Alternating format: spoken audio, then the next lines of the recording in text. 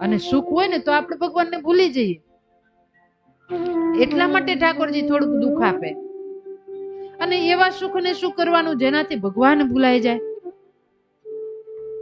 અને એટલા માટે કીધું, સુખ ઉપર પથ્થર પડો રામ હૃદય સે જાય, બલિહારી વો દુઃખ કી પલ પલ રામ ભજાય. એવા સુખ ઉપર પથ્થર પડો જે ભગવાનને ભૂલવાડી દે, એના કરતા તો દુઃખ સારું જે પલ પલ આપણને ભગવાન સાંભળે, પલ પલ આપણે ભગવાનનું ભજન કરી શકીએ.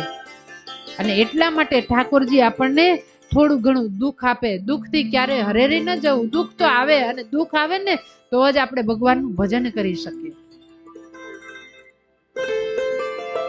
સંસારના સુખની પાછળ આપણે ભગવાનને ન ભૂલી જઈએ એ ધ્યાન રાખવું. ઘણી વખત આપણે એવું થાય, સંસારના સુખની ચાહનામાં, સંસારનું સુખ મેળવવામાં આપણું ભગવાનનું ભજન ભૂલાઈ જાય.